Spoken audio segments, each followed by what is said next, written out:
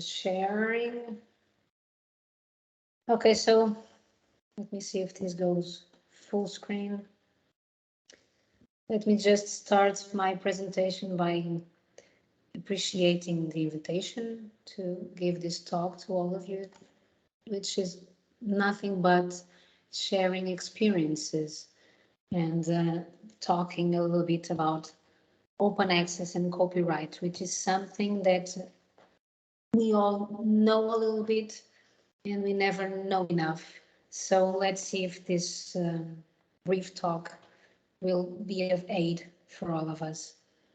So initially, I will give a brief presentation of our Polytechnic of Leiria libraries, which is the main place where open science is made in terms of all the repositories and all the information about any doubts we may have.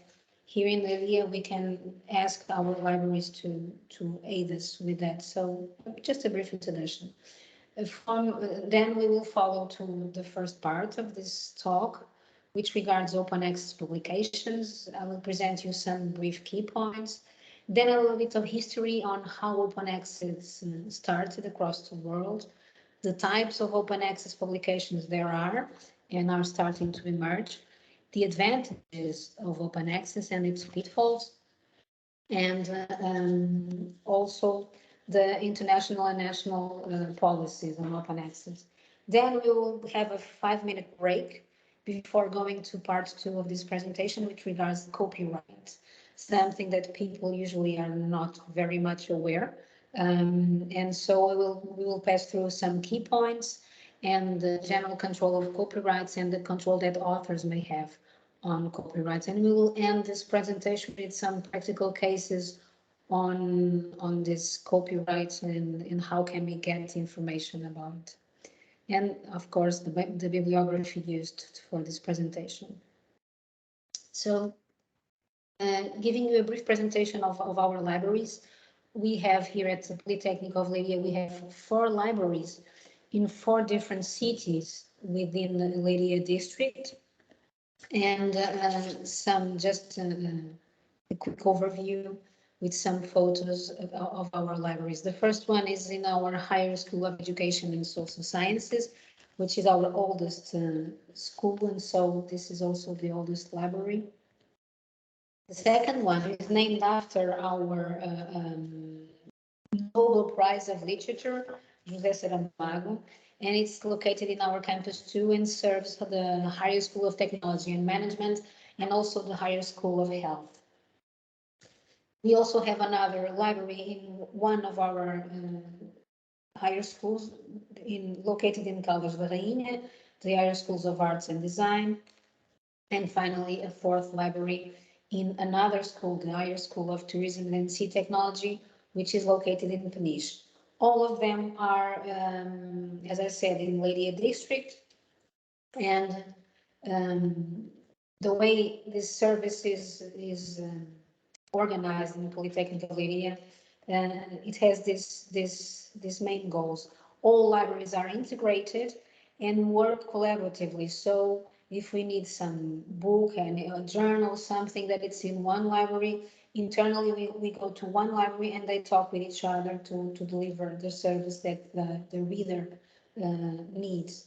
So they have a single library management software. We can check whatever resources we have available and for how long and in what period can we have the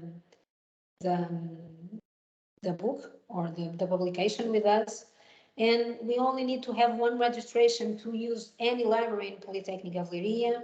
The operation standards are only one, the common services, and as I said, the landing service functions between campi. And we also have a very interesting activity that our library department provides, which is some cultural activities and some training on how to use the facilities and do publication research, etc. So our goal is to synergize the human and material resources we have.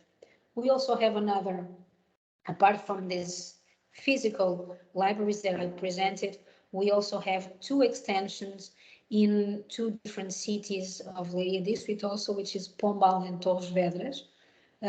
Just need to take a sip of water. We don't have, sorry, we don't have a library in Polytechnic of Leiria buildings we have on these two cities, but we have an agreement with those municipalities.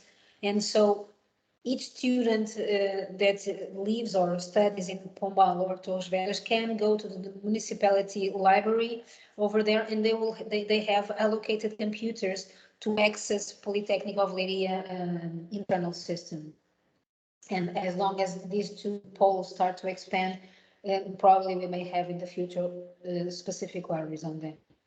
So, talking about open science, and particularly this, we are more aware of open access, but all this comes together in this open science umbrella, as I'm going to present very soon. So, open access.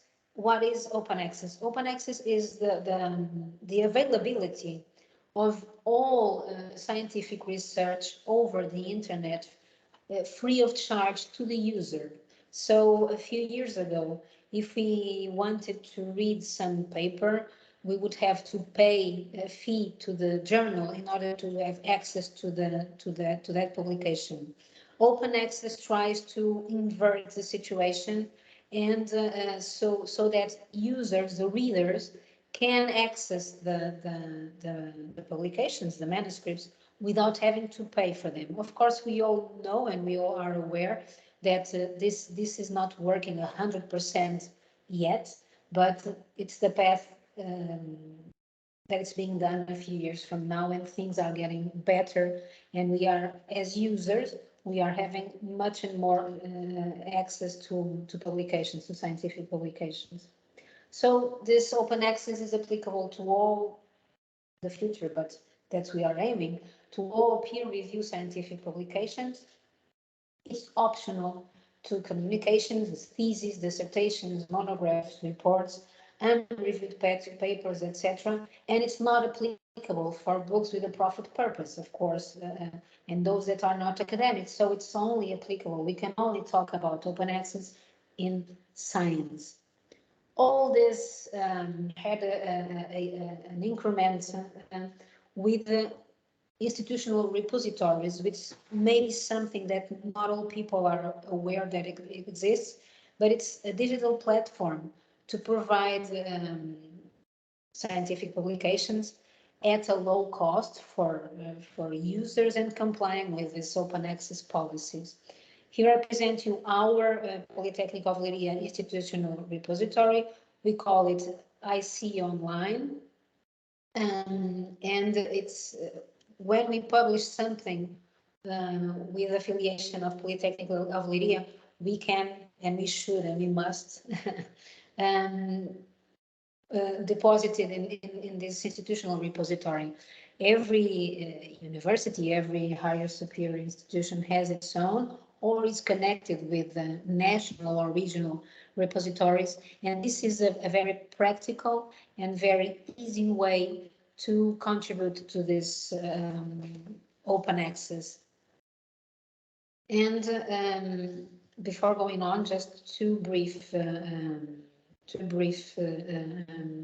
definitions, which in Ingrid already mentioned a little bit. So the citizen science. So what has changed in recent years in science is the importance, and very well conducted, the importance of involving citizens in what's being done in science. So the goal is to bring science and the society closer. And so here in Portugal, and not only in Portugal, but here in Portugal, we are having regular meetings around the country to increment this awareness of what's being done in science and how it's useful for society. And even this COVID situation recently quite incremented this realization of the general public on the importance of science. So this is a network we have here in Portugal. We call it Ciência Cidadã, which means citizen science. And also in other countries, they have all these initiatives with this goal of involving citizens in what's being done in terms of scientific research. And as I said, we have this big umbrella of open science. In Portugal, we say Ciência Aberta. And again, as you see, as I presented in regarding open access, open science is applicable to all scientific publications, optional to what's not on paper published in journals, and not applicable to profit purposes. And again, this image. So the open science contains the open access and the open research and the open data and the open notebook science and this citizen science. In a minute, I will work a little bit more on this, and we can chat a little bit on what's this and the small differences between them. So practical stuff. Types of deposit we can have in the scientific repositories, the institutional repositories I just mentioned. We can deposit preprint versions, post-print versions, and publishers versions. What does this mean? We can, in our institutional repositories, and to contribute with open for this open science, which is the availability of our research, of what we do and what we publish to general public, not only to let it stay closed up in the academia, but to the general public. We can deposit in our institutional scientific repositories the preprint version of a paper, which has not yet been peer reviewed. So we can already do that before signing it to a journal. We can do this deposit. Also, we can deposit the post-print, which is the version of our publication after being peer reviewed, before being published in the journal. And finally, we can deposit the publisher's version, which is the version with the editor's layout. So it's when we have a manuscript accepted, we can deposit that manuscript in these scientific repositories. I also highlight this embargo, which is something people sometimes have some doubt, and we should be concerned about this, because after we submit our work to a journal, we sometimes are entrapped with the rules that the journals enforce on us, and this embargo is one of them, which is a period during which we can deposit our work in the scientific repositories, but we can't make them visible to the general public. So this is the embargo period. So a little bit of history, and afterwards, in the second part of my presentation, we will discuss better all these definitions. So a brief history on open access. What gave reasons to walk to this new path of open access? So in the 90s, there was all publications were concentrated in a few companies, which led to aggressive sales policies, and the publication fees started to increase hugely. Of course, people with money would be able to publish faster than people with shorter budgets, and this has negative consequences to science in general. What happened was the cancellation of the subscriptions of scientific journals by the institutions. And again, in the 90s, there wasn't no open access, so the institutions had to pay a subscription to each specific journal in order to have access to its manuscripts. And with all these incremental costs, the institutions start to reduce the subscriptions or even cancel them. So this had a negative impact on researchers and on students, because we are all aware that today we can't do any research without doing frequently and at all times bibliographic research and bibliographic updates. So we can't imagine a world where we wouldn't have access to several publications to read and to be always updated. But in the 90s, that's what we were heading. So there were two, in the beginning of the century, there were two important actions, which was this Budapest Open Access Initiative, and then afterwards the Berlin Declaration on Open Access, which changed the entire situation. And the objectives were to increase the availability of knowledge on a larger scale to everyone, to democratize the access to this knowledge, and also to promote collaborative research.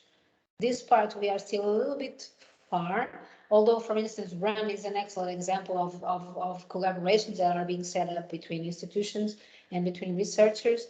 But in this part, we still have a little bit more walk to walk.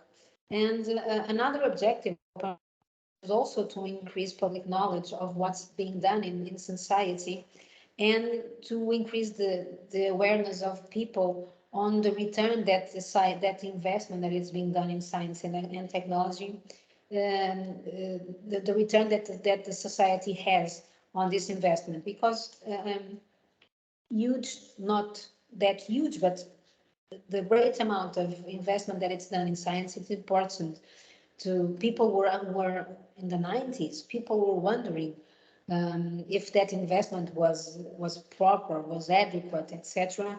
And so open access also contributes to this, because every citizen can have access to what's being done, can read the manuscripts, instead doesn't have to go to an university, to a polytechnic institute to have access to scientific publications. It's available over the internet. So that was also one of the objectives of open science. And so with this joint effort conducted all over the world with European and American countries, and all this effort gave origin to the institutional repositories I've briefly presented you, and to different types of publications in open access journals. The journals, as I said, instead of asking for a publication fee to the institutions, inverted that business, and the researcher had, as you know, have to pay for an open access to have an open access publication, and we'll discuss that right now. Before that, let me just, so that I don't forget, let me just acknowledge one of the main people in Portugal, which is a great open access ambassador, which he's located in University of Minho. It's not in Polytechnic of Leiria, but it's Professor Eloy Rodrigues, which is one of the biggest precursors of open access worldwide. When all this movement on open access started, Eloy Rodrigues was one of those precursors, and he's currently the leader of an international organization of open access repositories, which is COAR, C-O-A-R, the Confederation of Open Access Repositories, and is one of the worldwide names in terms of open access and open science. So just this acknowledgement to Eloy Rodrigues. So moving on, regarding the types of open access publications, I think the majority may have already heard and know about this. I'm just going to briefly highlight the two most frequent ones. Of course, there are others emerging, like the hybrid open access and bronze and diamond open access, but these ones currently are the ones more used. So the gold open access allows at the same time the deposit on an institutional repository and the total open access journal deposit. So the journal gives access to the manuscript worldwide, or in some situations it can have an hybrid deposit, which means that It's only available for those with a subscription access, as you all are also aware. And regarding this type of open access, this gold one, what is possible to deposit in the institutional repository, it's only the final version of the article. So after peer reviewing and after acceptance by the journal, then we can make it visible in the institutional repository. You can deposit in our institutional repository. So another open access type is the green open access, which allows at the same time the deposit in the institutional repository. And what's possible to deposit depends on each journal editorial policy. We have to read that policy and to be aware of what we can present in the institutional repository. And it also allows a deposit in the journal, but in terms of green open access, it's mandatory that there is a subscription of the journal. So it's not free to everybody, but it's free to only those who still have a subscription. So it's downgrade of gold open access. So what are the advantages of open access publications? We can look at the advantages to the author, to the institution where the author is affiliated, to the scientific community, and also to society. So as you all are aware, I think the majority, if not all, are researchers. With open access, we increase the number of accesses to our publications and the number of queries. So we can interact with much more people, with other researchers, and who knows, start a collaborative work. It also increases the number of citations of our work, and obviously there's a dissemination in impact that our work has, as well as its visibility. Another thing is that funding agencies are, if not all, the majority are requesting and applying the researchers to publish in open access. So it's mandatory for us when we have a funded project that the manuscript to deliver are open access. And so we have to comply with it. And also open access is recognizes more the quality of our work instead of its classification. Of course, I think also we all are aware that some path still has to be made regarding this, but it's true that even if we all know of the impact factors of journals, etc., but with an open access publication, the journal may have a huge impact factor and no one reads the manuscript. And in a journal with a lower impact factor, we can have lots of people reading the manuscript. So that's the advantages for the author. Regarding the institution, of course, it increases its visibility, its impact, its prestige, and also the public value that the institution has. If considering the number of publications from that institution, the higher the ones with open access, the better for the public value of the institution. The scientific community, it's obvious, of course, we will have more access to the general documents than if we were only subjected to those that are deposited in our libraries. So which is the benefits, and to society, and again focusing on the citizen science. So general public can look and read the scientific manuscripts, and again, considering the funding agencies, they impose that the funding research is available free of charge to the society. So that's why the open access publication is mandatory. And also, this is important, sometimes you don't think about this, but developing countries with open science can have access to cutting edge research. So the research conditions may be a little bit shorter for them, but they can read high rated papers and communicate with those authors more easily. So this is the broad advantages of open access publications. If this, okay, so of course it also has pitfalls, and the pitfalls and regarding what's the downsides of open access. So in terms of institutional repositories, it's free to deposit our publications in institutional repositories. It's fast because we internally we send our manuscripts to the repository, and we set up what the conditions that we want to make it available for the public. And so it's very easy and fast to do this. And it provides us with wide dissemination and open access to what we are publishing. But it has no traditional peer review, which we know is what it's our rule, it's our main rule regarding our research work. And sometimes if we only deposit our work in this institutional repository without having the publication in a journal, people may have some doubt on its quality because it doesn't have a peer review. It's not subjected to that filter before publication. So it's also a path to be run in the next few years. Again, of course, with an institutional repository, the article, the manuscript its quality can be recognized if people access it quite often. Even without the peer review, of course, we can have the same recognition and the same contact with other authors and colleagues, etc.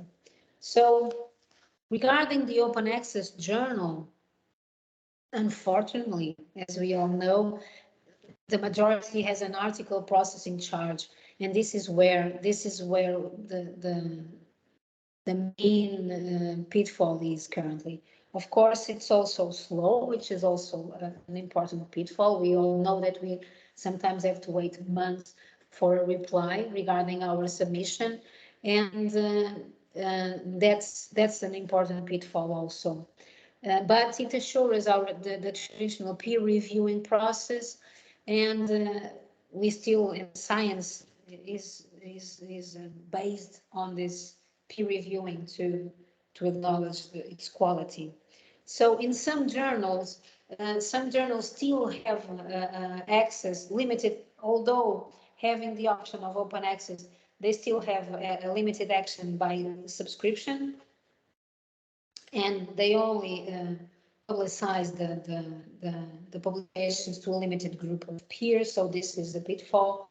Even under open access, some journals publicize better than others. So still a path to run. And then with open access journals, we are constricted to this journal ranking metrics that we all also know.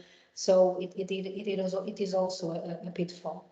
And just a brief presentation on this open access predatory journals. They also have article processing charges, and they are fast, which can be considered a plus, but they don't have any peer reviewing, and the journal has no recognition from the scientific community. So we have to be quite aware of this predation that we are exposed to. And sometimes I believe if those who are researchers in the audience, they have already at least 1, 2, 10, 20 emails inviting us to publish in this and to publish in that.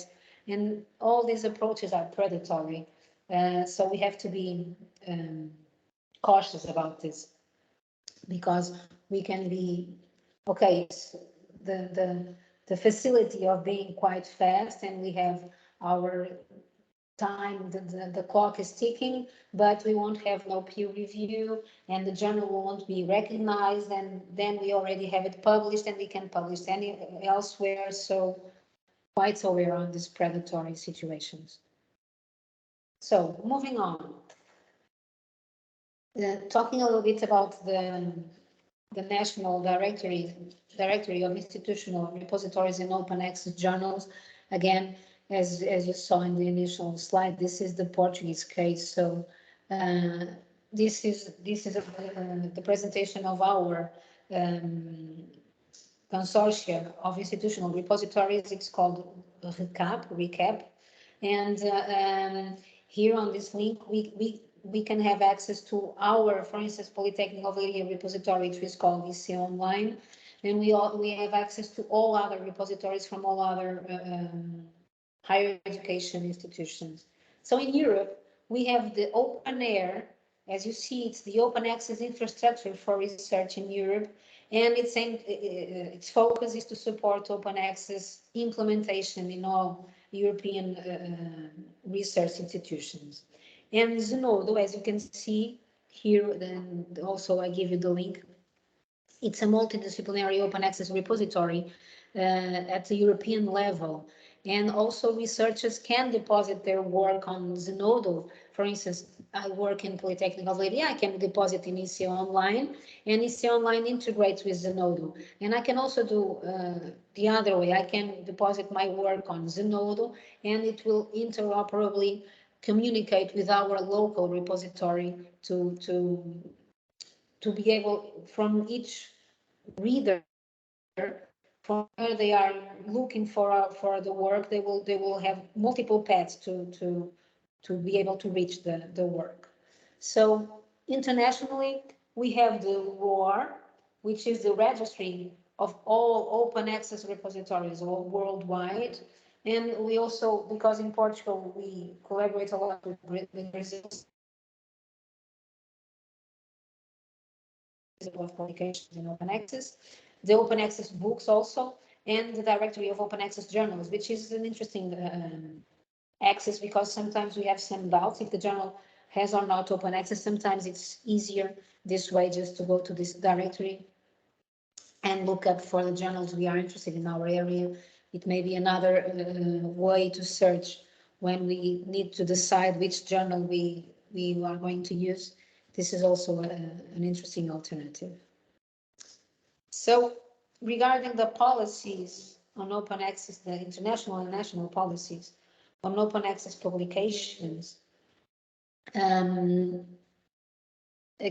I think all of us know the Horizon 2020, and this is also a brief history of the path Europe has been done in terms of open science and open access in the recent years. So open access in Horizon 2020 was already considered a general practice to all its framework program.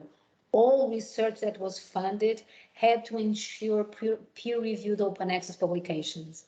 And also, not only to have these open access publications in journals, but all funded research was also obliged to deposit the work in an institutional repository, regardless being published or not in an open access journal. And this concerns not only the final manuscript, but also the data. So the open science data also, because we publish our manuscript, but on the other side of the stage, it's our tables with data, etc. And we can also, we should also deposit these raw data and share it with other scientists, because we can deliver important information for other scientists to work. For instance, in giving my personal example, I'm a microbiologist and I do microbiology research,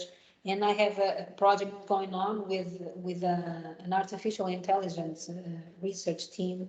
And so my microbiology data is now being looked from a different perspective, from the artificial intelligence, and we will share this information and bring even a better science with these two looks at the same data. So this is our obligation also, to share all the data with other different researchers. So again, Horizon 2020, the deposit must be the editor's version, which means the version after being accepted by a journal, or alternatively, the post-print, when the journal accepts the publication, but is still making all those final arrangements, then we can also we can deposit the post print, but preferably the editor's version. So where should we deposit our work? We should deposit again in the institutional repositories of our affiliation, or considering the theme of our research, a deposit that is a repository that is focused on that area, or again, as I presented, a central repository worldwide or European like Zenodo, as I presented the link previously. And when should we deposit? We should deposit our work as soon as possible.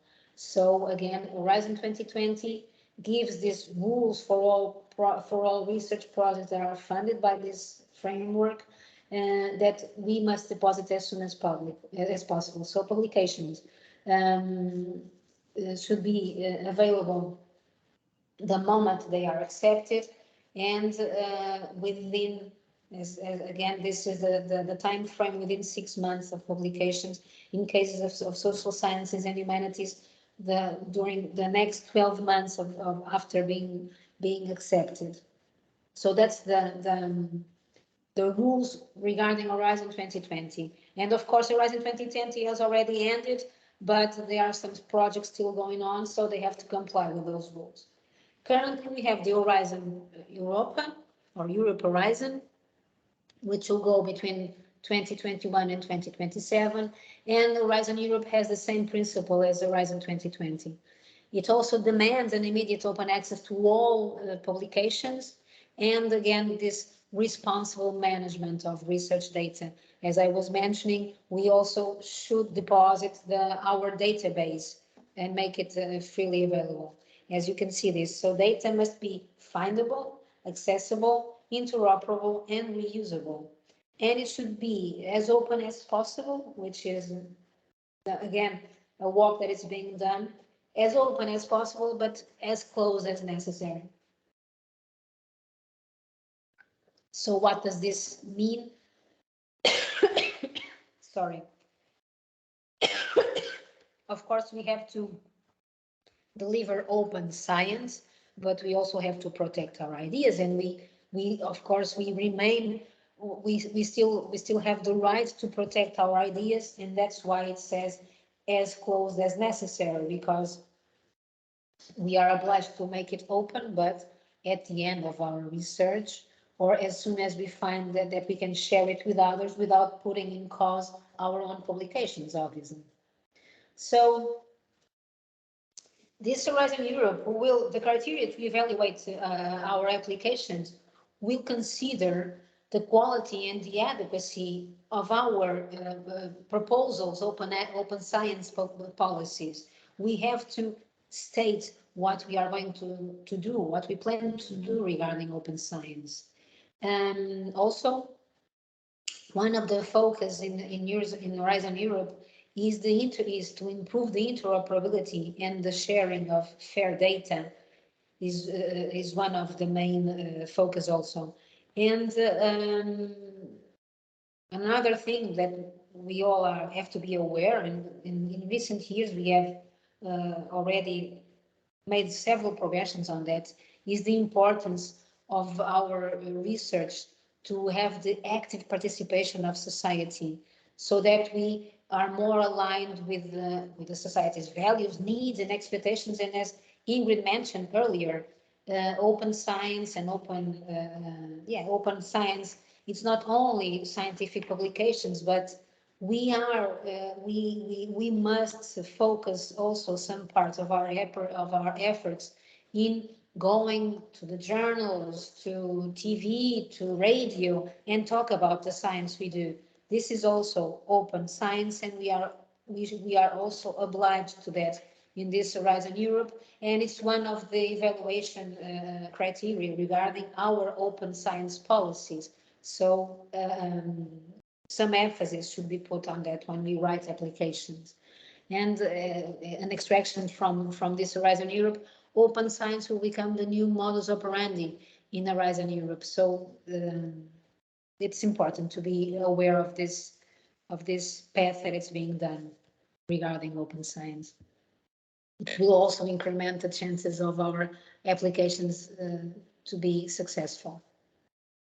So another thing I would like to talk about, and this is equal in Horizon 2020 and Horizon Europe, is this Creative Commons licenses. After in the second part regarding copyright, we will talk a little bit more about this, but just this brief introduction before break to regarding these Creative Commons licenses, which regards the authors, the protection for the authors on the authorship of their work. Another thing regards the article processing charges. So in terms of funding in both frameworks, Horizon 2020 and Horizon Europe, only publications fees of fully open access services are eligible. So we can't have an hybrid open access, etc. When we when we choose the journal to publish our research funded by Horizon 2020 or Horizon Europe, it has to be a fully open access journal. Let me just give you a brief introduction on what regards our policy here in Portugal. So the Portuguese Foundation of Science and Technology is the agency that that generally funds research here in Portugal, and it also translates from what's being done regarding Horizon 2020 and Horizon Europe. So it requires that all funded projects by FCT, the Portuguese Foundation of Science and Technology, they all have to publish their results also in open access. And we are also obliged to deposit all these publications in one of RECAP, the National Repository Framework, as soon as possible. And as FCT is a little bit more mandatory than Horizon Europe because it doesn't give us much time. Preferably we should deposit as soon as we have the acceptance of the publication by the journal. At that moment, we have to deposit our work in our Portuguese repositories. So Polytechnic of Leiria, of course, integrates this RECAP, this consortium of Portuguese institutional repositories. And again, here in Leiria, when we deposit our work in AC Online, we are complying with FCT policy on open access. So here in Portugal, of course, we have to deposit our work as soon as it is accepted by the journals, but it doesn't conflict with the journal rules. So we can have an embargo period. We deposit our publication, but if the journal says that it can only be freely available after 1 year, the national repositories obviously comply with that rule. So, and this policy applies to all manuscripts published in journals, and also to all conferences proceedings, posters, books and book chapters that we publish, and also the monographs and our master and PhD thesis. Here in Portugal, we have FCT obliges all this type of scientific production to be deposited in our national institutional repositories. Regarding the data so one thing is the manuscript and the other thing is the data. FCT also has a policy regarding the availability of data that we generate during our research, and it's applicable to all of our research. All data and all research should be deposited in order to be available in the future.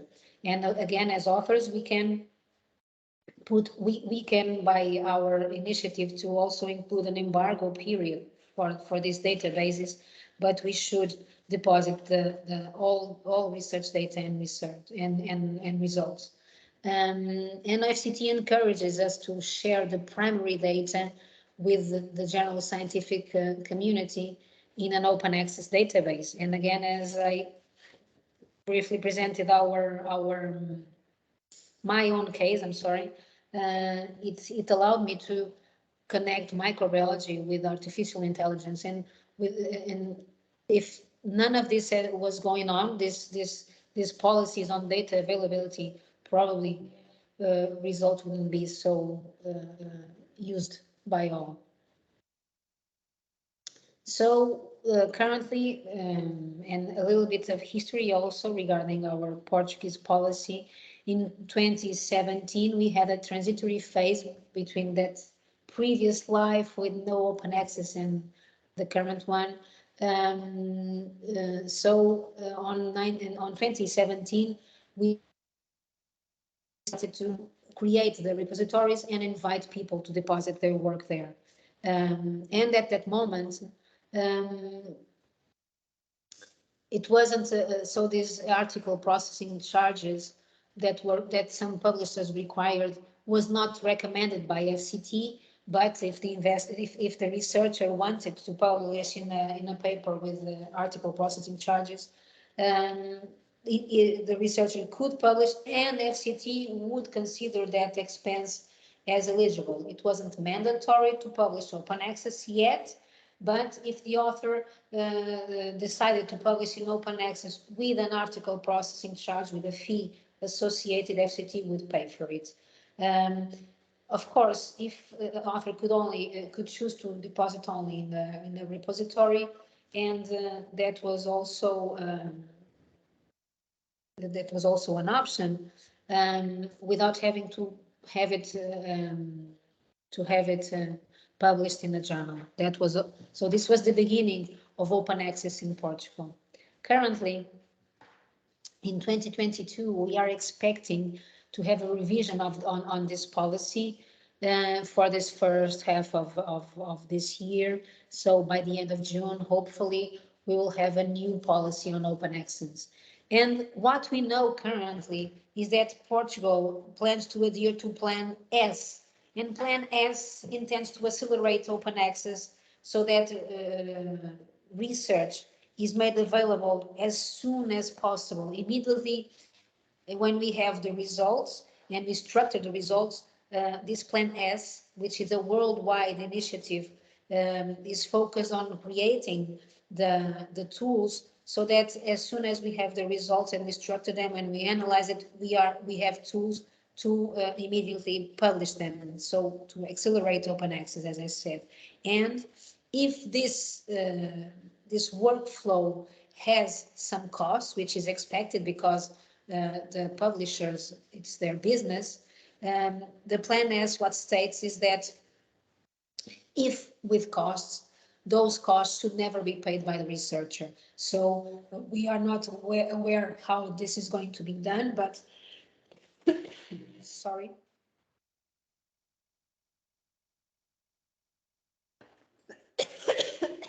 Sorry.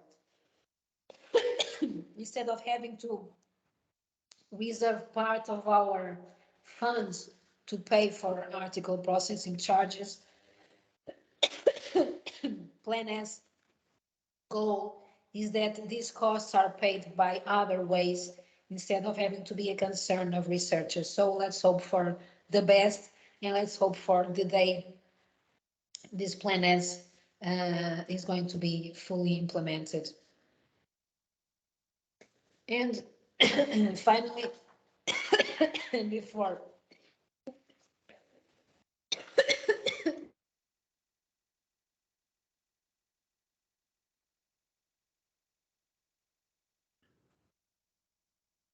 Well, the camera was put off by Sonia, so I think I'll take over right now. As we are having a little bit lateness, I think it's good to have a break now by 5 minutes, and then we see if Sonia is already able to speak again. I hope so, but because she has a really bad cough. So I think we'll see you in 5 minutes then. That's 14, 20, 30, 23. We'll meet again, yes? Have a good time. Take some coffee, take a walk. But come back at 14:23. Thank you. Okay, thank you very much, Ingrid. Sonia, we have a break for 5 minutes Yes, now. we'll start with. So Yeah. let's take a glass of water, please, and we'll come back with you, yes? Yes.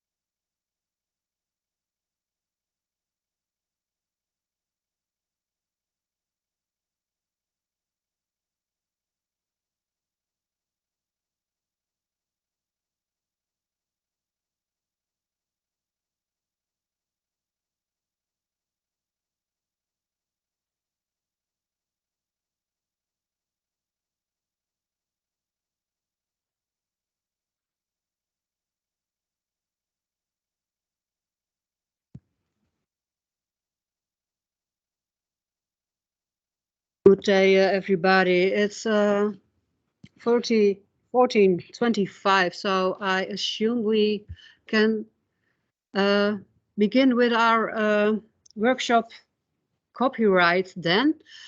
In the chat, there was a question about the person who was boosting open science in Portugal, Sonia, and they asked for his name to put it in the chat. Can you maybe put it in the chat for us? It was the Portuguese professor who was taking open science at a higher level in Portugal. Okay. So I'll stop sharing. Oh, well, no. You can also you can do it later at the end. That's perfectly fine. Okay. Then you can. And because of we are running out of time, maybe you can, the Portuguese case is less detailed in the discussion. Okay. Thank you. So sorry for my cough. Thank you very much.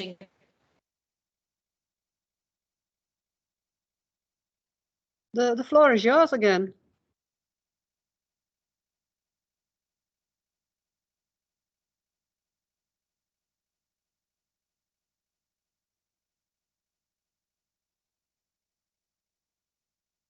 I don't know, Sonia, but at my screen you are frozen. Do you have any connection right now? I can't hear you either.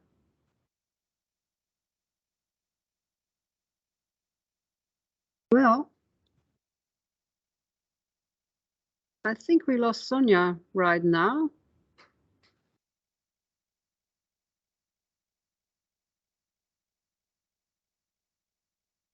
I will try to. Yes, there you are again. Hi. Sorry.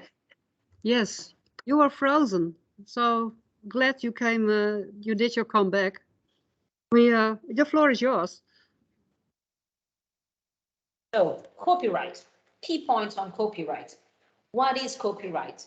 So as you can all see, it's a set of rights recognized by law to protect the work and the rights of its authors, regardless gender, form, expression, etc. This is the blah blah. So sorry for the law people, but it's focused on protecting us, protecting the writer, to give rights to the writer.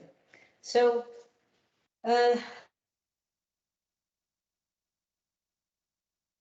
of creating, using, and distributing digital information. So when we start with this open access approach, everybody could use and modify and reuse and share and disseminate each one wants. And of course, some questions were starting to arose regarding the property of the work that it's being shared in such an easy and freely and openly way. And that's what led to this increased awareness and regulation also on copyright.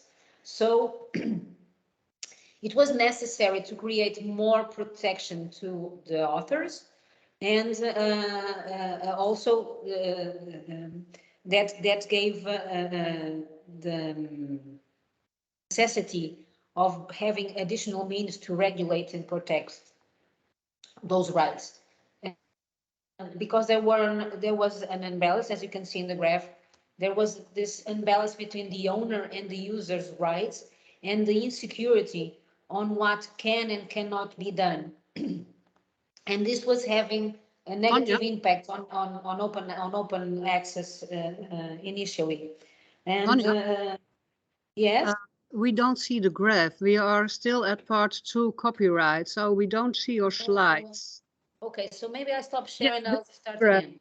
This is the graph we were looking so for. Someone wants me to put the name of our open access, and I'll take this opportunity. Eloy Rodrigues. Flexible, flexible as always. Yeah. University. I don't have its email, whatever, but I'll give you the name and his affiliation. You can put it in the chat if you want. Yeah, it's already done. Okay, so Eloy Rodrigues, University of Minho. Thank you. You're welcome. So sharing again. So this is what I was mentioning. There was this imbalance between the owners and the users' rights regarding what was open to all, and some insecurity on what each one can and cannot do with that available information. And this was having some negative impacts on the open science initiatives. And that's why copyright became so important. So again, I will give you the Portuguese case situation. In Portugal, our law presents us with three different types of copyright, and I'm going to present each one of them. So the moral copyright, it's inalienable right of the author that has to do nothing whatsoever to have always the property of its work. So it has three types: the paternity, the right to demand and claim recognition as being work, the integrity, the right to oppose to any modification or transformation of that work that the author may consider that harms its interest or its reputation, and the publicity. So the author has the right to decide to publicize or not his or her work. Another right that it's also inalienable, it's the patrimonial right.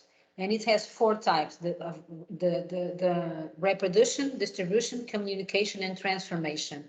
So the author has the right to allow or not allow the copying or the reproduction of the work by any means or formats that the user may want. The author has the right to decide on what's doable and not doable. The similar thing to distribution, the author also has the right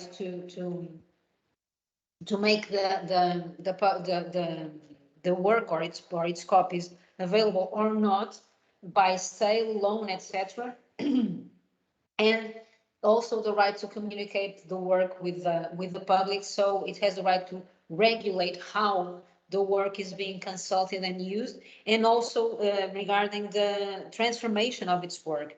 People cannot use the work freely.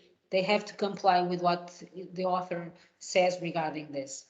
So another right, another law regarding copyright is it regards the economic part of this copyright. And this is where we have some difficulties here in Portugal and across the world, of course, because this inalienable right of the author that I presented, the moral and the patrimonial, etc., the author can transfer it to anyone or to any institution freely or with an associated charge. And so this is one of the main problems of currently of the open access movement, because usually what happens is that the journal imposes to the author a copyright transfer agreement, and uh, the authors the authors sign this copyright transfer agreement without reading it. Of course, people read it, but sometimes they don't pay that much attention, and they are transferring all these rights without being quite aware. So these economic rights are assigned by the authors to the publishers through this copyright agreement, and it's the publisher that holds the economic profit for all the production of the authors. And currently, the authors are totally unprotected regarding this part. They remain, of course, the moral right is assigned because people are obliged to, as you all are aware, we have to mention our references when we do our manual, when we write our manuscripts, but we pay nothing to the author. So the moral and the patrimonial is preserved, but not economic. It's the publishers that hold the entire rights on this. And these terms of agreements are very variable and maybe, as you can see, more or less restrictive according to different publishers, and authors should be aware of this. So another huge problem is the rise of these predatory publishers, which offer this this very fast publication, this fast publication of work with the payment of fees of article processing charges, but it's so the quality is a little bit doubtful, and we all are subjected to huge pressure to publish, and this is being very explored by these predatory publishers, and we all have to be aware, because well, the rules of the game have to change so that we are not exposed to this situation of predatory publishing. So this is one of the most important slides of this presentation, useful tips for authors. So please do follow these tips, of course, if you agree with them, but permanently keep your personal versions of all files, all documents that are accepted for publication, the preprints and the postprints. Keep them somewhere outside the cloud, or in a cloud, but in a protected one, so that you always remain with you. You always have with you your original work. And if something happens, and if you have to go to court, you have to have these files for your protection and to defend your rights. Also, please keep a copy of all these copyright transfer agreements that you sign with each publisher whenever you have a paper submission, a paper accepted. Keep a copy so that in case you have any doubts, you can go to this copyright transfer agreement and check for what you have signed for, so that you are not placed in a situation where you don't comply with the publisher rules, and they can bring you to court from a work that is yours, but that you transfer the rights to the publisher. So keep a copy safely for your own security.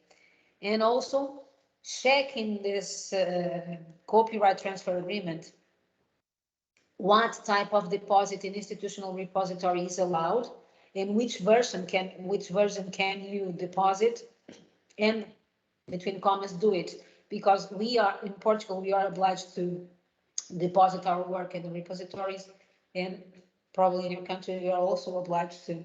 So check for that and do it, but without breaking the rules that you signed with when you sign this copyright transfer agreement, because publishers can be quite hard. If something goes bad, they can be quite hard on you and on your institution. So that's why I think it's important to keep these tips in mind. This third one, or this fourth one, I'm sorry.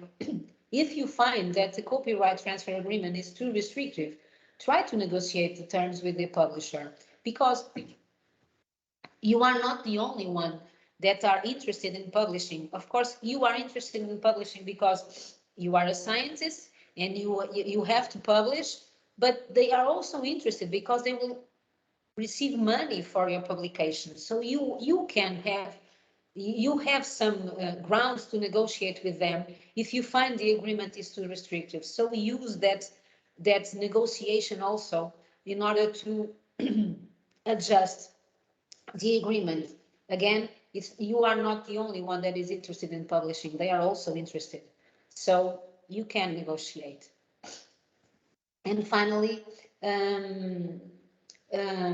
this paid open access option, there are some publishers that offer, so they have the publication is accepted free of charge, or to be open access, you have to pay the article processing charge. So be aware of that also, and be quite sure that you can self-archive your manuscript in the institutional repository. Sometimes you have to pay a fee in order to do that, but be aware and comply with that also, because we are also obliged to deposit our work in public repositories. I don't know if you are listening now. Yes, we are for sure listening to you. Hi, are you listening Hi, and Son. seeing my... Okay. You aren't sharing your PowerPoint anymore? Yeah, because... Okay, now can you see it? Yes, I can see it. Okay, so moving on. If you have no idea, if you didn't kept your copyright transfer agreement, and you don't know what's the policy of the publisher where you published your work, there are some sites that can help you, and I'm going to briefly present the one that is more important, Sherpa Romeo, because it's international, and just give you a small presentation on what's going on here in Portugal, which is our project Blimunda, that's going to be transferred to Pubin, which is our national support to guide us through this information on copyright policies for each publisher. So this Sherpa Romeo provides a database of publishers and journals self-archiving policies regarding the preprints and the postprints and the editor's versions, and it covers only scientific journals. So books and conference communications, this Sherpa Romeo doesn't give us information on the copyright policy of these types of publications. But scientific journals are all covered in this Sherpa Romeo. And here is the link, and here is the initial screen of this website, which I invite you all to visit. And we have some brief examples, some practical examples in the end, if we still have time. But please take a look on this. And this is just a brief an example. I introduced, so here I introduced the name, the journal title. I introduced virus research, and this is what it returns. It gives me the information on the journal and the the publisher policy, if it has embargo, what are the common creative licenses associated from all the different types of versions that the journal has. So I advise you, I suggest that you take a look on this Sherpa Romeo website. It's quite interesting. And this is in Portugal, what we are doing. This is our national Sherpa Romeo, which we call Blimunda. So just for information, what's going on here in Portugal. And so this is the link for Blimunda, which the Portuguese people can all, and of course also you can visit. And this is one in Brazil. So just to be aware that this is not only an European effort, it's a worldwide, and we use this Brazilian example to give you this information. And so we have the Sherpa Romeo regarding the information on publishers, and there is also another database, which is Sherpa Juliet, that regards the funders' conditions for open access publication. So if you have a project funded by Horizon 2020 or by Horizon Europe or whatever, you can come here and write the name of the funder agency and click search, and you will have what's all the conditions regarding open access for that funding agency. It's also interesting to visit. And another site to visit also is particularly focused on all articles with DOIs. You know that all manuscripts currently have this digital object identification number. So you can put here in this site, you can put the DOI and see what's the sharing permissions for each one of them. And finally, how can we control our copyright? And this brings us to Creative Commons licenses. So Creative Commons licenses are worldwide, are perpetual, and are free licenses that allow authors to make the work available over the internet, but defining the conditions on how this work can be shared. There are 6 different types of licenses, one more restrictive than others, and you can put this Creative Commons license in every work that you do, and if when we share this PDF presentation, you'll see in the front page that we assign the Creative Commons licenses that we are giving to this presentation. So we have 6 options, as I said. This one are the first 3. And the first one, CC BY, it allows the reusers, those that reach the paper, to distribute, remix, adapt, build, do whatever they want, and as long as they maintain, they recognize the author, the creator of the work, and it allows commercial use. If you see this symbol here, this CCBY, you can use and you can sell the information as long as you reference and as long as you acknowledge the author. The other one is the CCBY-SA, which is exactly the same as the previous one, but you have to, if you modify the work, you have to license the modified material under identical terms. The other one, CCBY-NC, you can distribute and you can do the same things, but only for non-commercial purposes. So here the author allows you to use his or her work, but you cannot sell it. So these are the other 3 types of Creative Commons licenses. So the CC, Creative Commons BY and CSA, where you can distribute, remix, adapt, etc. Reference the creator, of course, and you have to license the modified material under the identical terms to what the author did. And then the CC BY ND allows for commercial use, and you will be able to read this properly when we share the PDF. But you can copy and distribute without changing it. And finally, the last one, CCBY and CND, where you can copy, distribute, use it without changing, not for commercial use. The other one, the previous one, you can use it for commercial purpose. In this case, you cannot use it for commercial purpose. So every author, and I also advise you in the future, whenever you do any presentation or write something in a journal, whatever, you can assign one of these Creative Commons licenses. And if you do that, everybody worldwide is obliged to follow the license that you decided to put in your work, because it's yours and no one can oppose to that.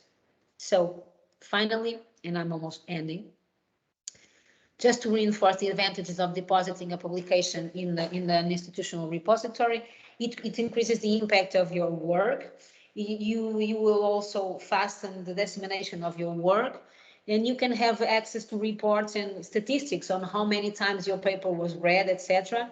And you will have a persistent, a perpetual URL of your work, of your documents, that you can use in your CV and sharing with other people. You just, it's not a DOI, but it's a URL that you can use.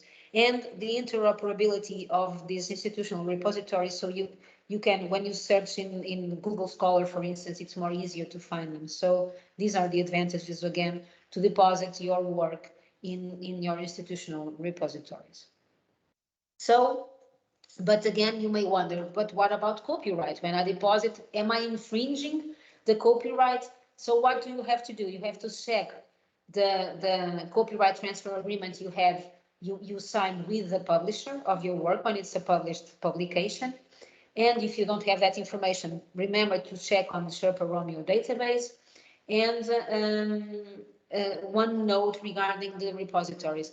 When you deposit your work in an institutional repository, you are not assigning your copyright to the repository. So you maintain all the entire copyright. So there is no copyright transfer agreement in institutional repositories, only in journals. Remember that. It's only important. So those documents that cannot be freely accessible, so they are obliged to an embargo period, what do you have to do? You have, and you should, according to some policies, that, for instance, in Portugal, we have to deposit immediately these publications, but you can define the access to your PDF or another format. You can define restricted access to the work. So you check your copy transfer agreement, and then you see if it's a 6 months, 12 months, 2 years embargo.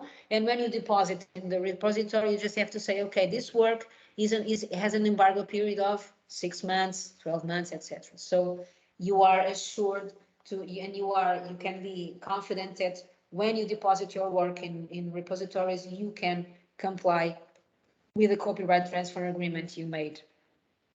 So please don't prevent from depositing your work in repositories because of this transfer, because you can have this embargo also in repositories, and you are complying with the law regarding deposits, and also complying with the copyrights and transfer agreement you made with the journals.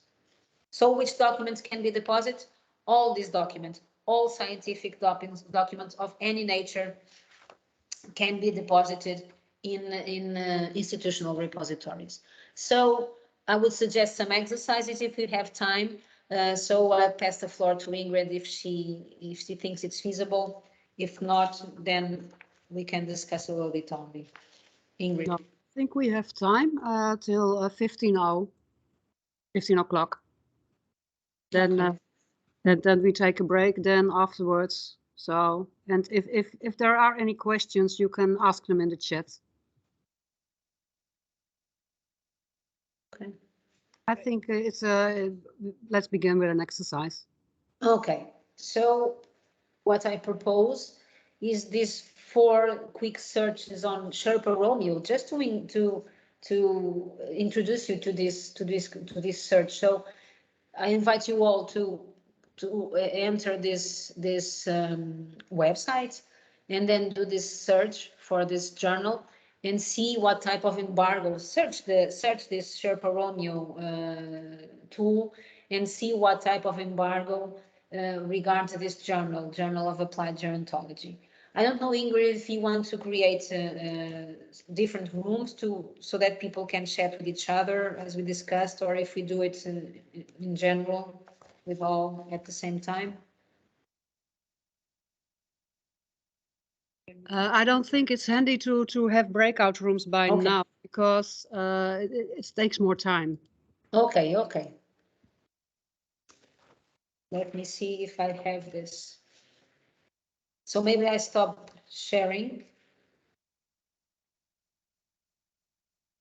Let's see if I can manage this.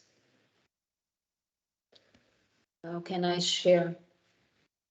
Maybe everybody can work for themselves if you have the questions, and they can look at Sherpa Romeo. Maybe they can work for themselves to have the. So let me share again the screen. So sorry for this technicality. So these are the questions. I think you are looking at my screen again, no? No, I don't see anything. Yes. Okay. Wi-Fi is. Okay, so yeah, so this is, so search for this. Of course, you can do with other journals, of course, but just try to see what's the type of embargo for this journal, the first question, and then use this ISSN, which stands for International Standard Serial Number. This ISSN regards journals, and then we also have the ISBN, which is the International Standard Book Number. So if you use this code ISSN 1640 68 32, and see what does this journal allows in terms of self-archiving any versions of the document that you submitted to the journal. And so the third question is search for the publication Cement and Concrete Research under the publisher Elsevier, and check what its author sharing policies. And finally, another exercise regarding the search of this journal title, and checking for your rights as an author.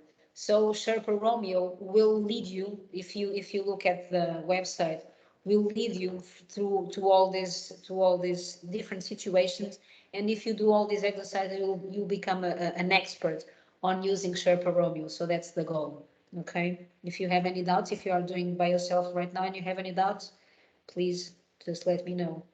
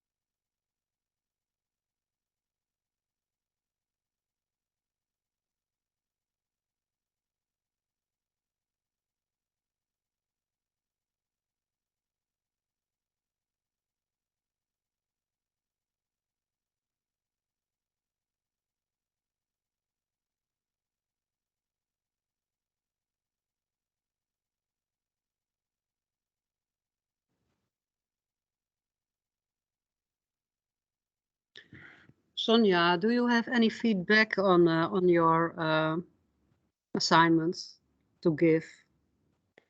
Well, so I would like to listen if people had some difficulties, if they were able to find the information. Okay, but I can give you I can give you the replies. So regarding A, so this Journal of Applied Gerontology, if you search, and it's quite easy. So uh, that's why I was trying to present the website. So it has no type of embargo, and you find that in the, and maybe let me see if I go here. Sorry.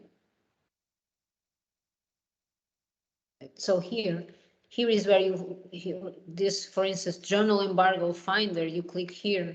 It's not the same journal, but you would click here, for instance, and you would see what's going on. So regarding the second question, and then I'll go back and forth now. Regarding the second question, so this journal allows self-archiving, but only the authors that publish on Wiley journals are allowed to self-archive the preprint version. This is what you see in the share program regarding this journal, Advanced Energy Materials. Uh, so to self-archive the submitted preprint version of the article at any time, and the peer review version after an embargo. So the preprint can be archived at any time before being accepted, and afterwards there is the final version has an embargo period, which you can then further look in Romeo, what's that embargo. So regarding C, those author sharing policies are located. You click on from Shopio Romeo, you click on the website that brings you to this Samantha and Kirkwick research for this auto sharing policies, and then you have I think it's a 2-page PDF file. And finally, and the same thing for your rights as an author, it's also, so this one regards the author sharing, which relates to the Creative Commons licenses. And this one is your rights as an author, so that you can be more aware of the copyright transfer agreement. And you also find on the going through Romeo, then you can click and it will bring you to Elsevier in one hand, and the other one to the website of the journal, where you can read what are your rights, and it's very easy to find. So that's the feedback I have. If so, initially we thought we would have these break rooms for you to chat and discuss and do this by yourselves. It wasn't possible due to time, but if you have any doubts, and concluding my presentation, this is the references that we use to deliver this presentation to you. And again, thank you for your attention and your availability to be in this workshop. And any general information, you can go to this email. And if you have any questions that you think I might help you directly, please don't hesitate to contact me. Thank you very much.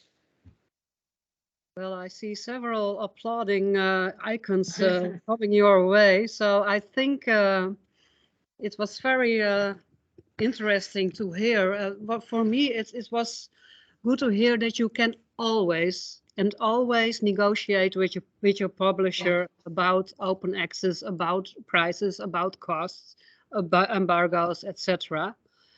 And is it also that you have to negotiate with your publisher to when you want to publish a preprint, or well, preprints are our own, so we don't need to negotiate. In general, we don't need to negotiate whatever with that. So the thing is, some publishers may consider that when you deposit the preprint prior to having your publication accepted in the journal, so they may find that it's already published and they will decline your publication. So that's, we have to have this balance between open science, that we are walking through that world of open science, and this balance with the rules we still have to comply with, having published papers. So preprints, we remain we have the entire property of a preprint, but then it's on the author side to decide to make the decision on when to make it available, so that it doesn't take this risk of making it available and then not being able to publish because it's already free over the internet. That's the goal of open science. That's the future, but we are not there yet. No, we have work to do.